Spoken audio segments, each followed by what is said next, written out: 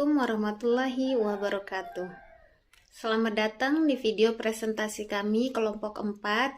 Jadi video ini merupakan tugas presentasi online pada mata kuliah Islam, Sains, dan Peradaban yang diampu oleh Bapak Dr. Lalu Nurul Watoni, MPDI. Di sini saya sebagai pemateri pertama dari kelompok 4 dengan makalah yang berjudul Islamisasi Ilmu Pengetahuan. Di sini kami punya 5 pokok pembahasan. Yang pertama itu ada terminologi Islamisasi Ilmu Pengetahuan. Yang kedua, tinjauan historis Islamisasi Ilmu Pengetahuan. Yang ketiga, konsep Islamisasi Ilmu Pengetahuan. Yang keempat, Islamisasi Ilmu Pengetahuan dan Pendidikan Islam. Kemudian yang terakhir, Islamisasi dan model integrasi dalam sistem pendidikan Islam. Baik teman-teman, kita langsung saja ke materinya, mulai dari pembahasan yang pertama, yakni mengenai terminologi Islamisasi Ilmu Pengetahuan. Ketika kita mendengar Islamisasi Ilmu Pengetahuan, ada sebuah kesan bahwa ada sebagian ilmu yang tidak Islam, sehingga perlu untuk diislamkan. Dan untuk mengislamkannya, maka diberikanlah kepada ilmu-ilmu tersebut dengan label Islam, sehingga kemudian muncullah istilah-istilah ekonomi Islam, fisika Islam, kimia Islam, dan lain sebagainya. Sedangkan pengertian Islamisasi Ilmu Pengetahuan menurut Al-Attas ini adalah salah satu tokoh penggagas Islamisasi Ilmu Pengetahuan.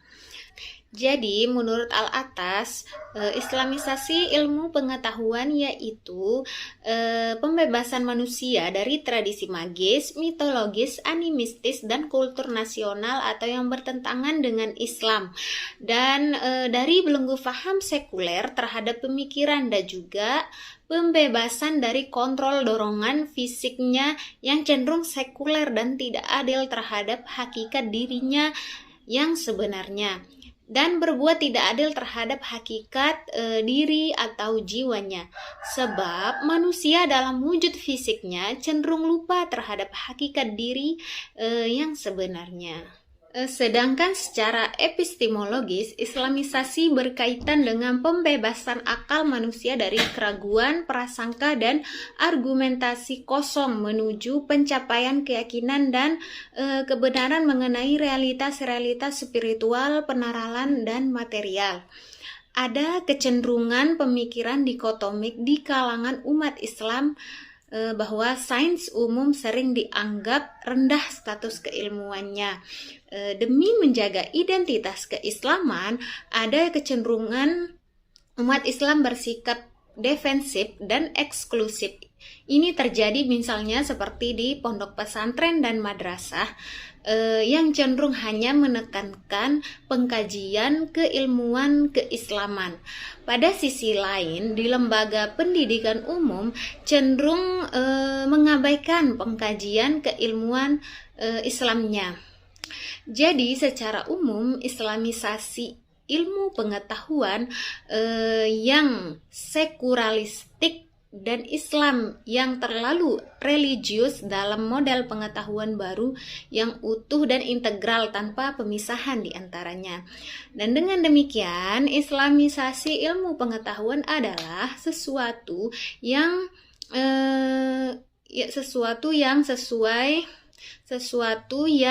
sesuai dengan kebutuhan hakiki manusia. Islamisasi ilmu pengetahuan merupakan sebuah proyek besar menghadirkan Islam sebagai rahmatan lil alamin, sekaligus untuk membuktikan bahwa al-Islamu ya'lu wa la ya'lu alaihi, dan umat Islam sebagai khair ummah. Kemudian untuk pokok pembahasan yang kedua ini mengenai tinjauan historis Islamisasi ilmu pengetahuan.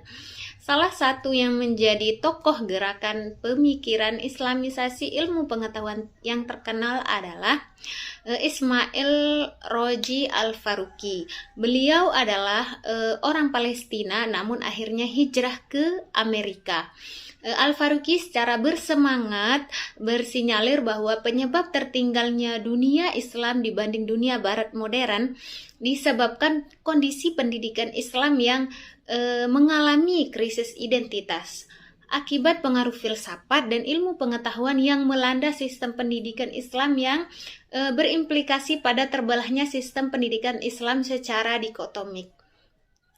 Al-Faruqi ini bisa disebut seorang cendekiawan muslim yang konsen dengan masalah epistemologi pendidikan Islam karena pemikirannya tentang islamisasi ilmu pengetahuan menjadi pemicu kesadaran sebagian pemikir muslim modern untuk melakukan upaya redefinisi dan reislamisasi terhadap ilmu-ilmu pengetahuan yang berkembang pada masa modern dengan konsep-konsep ideal ilmu pengetahuan dalam bingkai filsafat Islam.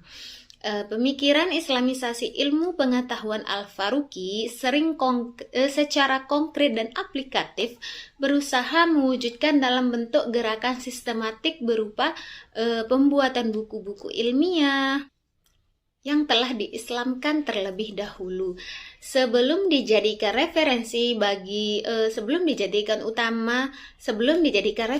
utama bagi proses pembelajaran pada jenjang pendidikan tinggi dalam Islam. Oleh karena itu, tampaknya Al-Faruqi berusaha mengembangkan kembali metodologi pengembangan ilmu pengetahuan berbasis ajaran Islam pada masa modern sehingga sebagaimana keberhasilan ulama-ulama klasik dalam mengislamkan ilmu-ilmu yang berasal dari Yunani. Kemudian untuk pokok pembahasan yang selanjutnya akan dijelaskan oleh pemateri yang selanjutnya. Bismillahirrahmanirrahim. Assalamualaikum warahmatullahi wabarakatuh. Sebelumnya, perkenalkan nama saya Nisa Kusuma Dewi sebagai pemateri kedua yang akan menjelaskan tentang konsep islamisasi ilmu pengetahuan. Di mana konsep islamisasi pengetahuan ini memiliki 5 konsep. Yang pertama yaitu islamisasi dengan pendekatan instrumentalistik, di mana pandangan yang menganggap ilmu atau sains hanya sebagai alat atau instrumen. Artinya, sains terutama teknologi sekedar alat untuk mencapai tujuan, tidak memperdulikan sifat dan sains itu sendiri selama bermanfaat bagi pemakainya. Pendekatan ini muncul semenjak asumsi bahwa Barat maju dan berhasil menguasai dunia. Jadi, islamisasi di sini adalah bagaimana umat Islam menguasai kemajuan yang telah dikuasai Barat. Islamisasi sains dengan pendekatan ini sebenarnya tidak termasuk dalam islamisasi sains yang hakiki. Yang kedua yaitu islamisasi yang menarik bagi sebagian ilmu dan kebanyakan kalangan awam yang disebut dengan konsep justifikasi. Justifikasi adalah penemuan ilmuwan modern terutama di bidang ilmu alam diberikan justifikasi atau pembenaran. Melalui ayat Al-Quran maupun Al-Hadis, metodologinya adalah dengan cara mengukur kebenaran Al-Quran dengan fakta-fakta objektif dalam sains modern. Sedangkan konsep yang ketiga yaitu konsep islamisasi sains berikutnya menggunakan pendekatan sakralisasi. Ide ini dikembangkan pertama kali oleh Syed Hussein Nasr. Baginya, sains modern yang dilakukan sakralisasi, Nasr mengkritik sains modern yang menghapus jejak Tuhan dalam keteraturan alam. Alam bukan lagi dianggap sebagai ayat-ayat Allah, tetapi entitas yang berdiri sendiri. Ia bagikan mesin jam bekerja sendiri. Dan konsep yang keempat yaitu islamisasi sains melalui proses integrasi, di mana mengintegrasi sains barat dengan ilmu Islam. Ide ini dikemukakan oleh Ismail Al-Faruqi, di mana menurutnya yaitu akar dan kemunduran umat Islam di berbagai dimensi karena dualisme di pendidikan. Di satu sisi, sistem pendidikan mengalami penyempitan makna dalam berbagai dimensi, dan yang kedua, atau di sisi lain, pendidikan sekuler sangat mewarnai pemikiran kaum muslimin. Konsep yang kelima yaitu konsep Islamisasi sains yang paling mendasar dan menyentuh permasalahan sains, yaitu adalah Islamisasi yang berlandaskan paradigma Islam. Ide ini pertama kali disampaikan oleh Syed Muhammad Naqib Al-Atas. Menurut Al-Atas, tantangan terbesar yang dihadapi kaum muslimin adalah ilmu pengetahuan modern yang tidak netral telah merasuk ke dalam praduga agama, budaya dan filosofis yang berasal dari refleksi kesadaran dan pengalaman manusia barat. Oleh karena itu, Islamisasi sains dimulai dengan membongkar sumber-sumber kerusakan ilmu. Ilmu modern harus diperiksa ulang dengan teliti. Dalam aplikasinya, Islamisasi sains tidak hanya berarti menyisipkan ayat-ayat suci Al-Quran yang sesuai dengan konsep tertentu dalam sains, tetapi terfokus kepada bagaimana Islam sebagai pedoman nilai yang mengikuti sains, atau bagaimana pemahaman sains dapat meningkatkan kadar iman dan takwa terhadap Sang Kholik. Jadi, penulis membuat istilah Islamisasi sains ke dalam kedua kategori, yaitu Islam to Science dan Islam to Islam. Di sini saya juga akan menjelaskan tentang Islamisasi ilmu pengetahuan dan pendidikan Islam. Pandangan Al-Faruq dan Al-Atas, Islamisasi ilmu pengetahuan dalam kerangka operasionalisasinya. Islamisasi ilmu pengetahuan menurut Muhaimin terdiri dari beberapa metode. Metode yang pertama yaitu purifikasi, yaitu Islamisasi ilmu pengetahuan mempunyai arti penyucian dan pembersihan. Metode yang kedua yaitu modernisasi, di mana Islamisasi pengetahuan model atau modernisasi ini adalah membangun semangat umat Islam untuk selalu modern, maju, progresif, terus-menerus mengusahakan perbaikan bagi diri dan masyarakat agar terhindar dari keterbelakangan dan ketertinggalan di bidang ilmu pengetahuan. Dan yang ketiga yaitu neomodernisme, di mana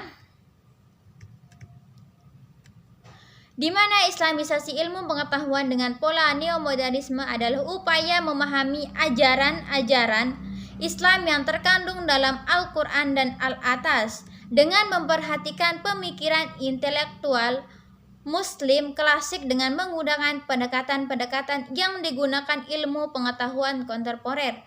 Mungkin itu saja dari saya dan akan dilanjutkan oleh pemateri 3. Assalamualaikum warahmatullahi wabarakatuh. Perkenalkan, nama saya Asti Yunita Ramawati, nomor NIM 170110027. Baiklah, di sini saya akan menjelaskan tentang Islamisasi dan model integrasi dalam sistem pendidikan Islam. Pemberian nilai-nilai Islam pada proses pembelajaran tentunya harus melalui etika dan pola pembelajaran yang sistematis mengikuti model sebagai bentuk strategi belajar mengajar yang digunakan sehingga tujuan dapat tercapai secara maksimal. Di bawah ini diuraikan beberapa model integrasi dalam sistem pendidikan. A. Model-model pembelajaran terpadu. Ahmad 2002, sebagaimana pendapat yang dikutipnya dari Fogarty 1991, mengungkapkan bahwa terdapat 10 model pembelajaran terpadu yang dikelompokkan menjadi 3 tipe model. Tipe pertama yaitu model pembelajaran terpadu dalam satu bidang studi, model fragmented, connected, dan nested. Tipe kedua yaitu model pembelajaran terpadu antar bidang studi, model squared, shared, webbed, threaded, and integrated. Tipe ketiga yaitu model pembelajaran terpadu dalam faktor diri siswa, model immersive dan network. Berdasarkan tipe model-model di atas, model yang sesuai dengan tema di sini adalah model kedua. Jenis modelnya adalah model Threaded dan Integrate. Threaded merupakan model keterpaduan yang menghubungkan atau mengkaitkan secara mendasar sehingga terdapat benang merah yang dapat menghubungkan dan dikembangkan lebih luas. Integrate adalah model keterpaduan yang bertitik tolak pada persamaan topik atau konsep yang terjadi dari berbagai bidang yang dapat dirumuskan menjadi satu. Sedangkan model-model pembelajaran terpadu yang digunakan oleh Imron Siregar dalam riset pendidikan terpadu di Probolinggo, Jawa Timur antara lain. B. Model connected atau model keterhubungan adalah model pembelajaran terpadu yang secara sengaja diusahakan untuk menghubungkan satu konsep dengan konsep lain, satu topik dengan topik lain, dan satu keterampilan dengan keterampilan lain. Tugas-tugas lain dilakukan sehari-hari dengan tugas-tugas berikutnya di dalam satu bidang studi. C. Model WebDate atau model jaringan laba-laba. Model ini merupakan pembelajaran terpadu yang menggunakan pendekatan tematik. D. Model Integrate, model keterpaduan.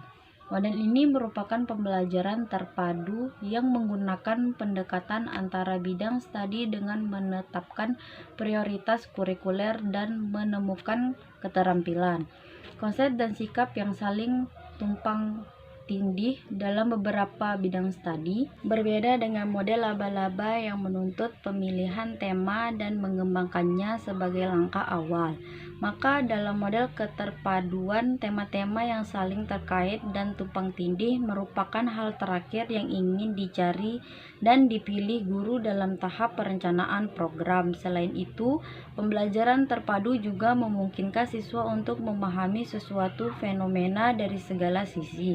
Pada gilirannya, hal ini akan membuat siswa menjadi lebih arif dan bijak dalam menyikapi atau menghadapi kejadian yang ada di hadapan mereka. Assalamualaikum warahmatullahi wabarakatuh.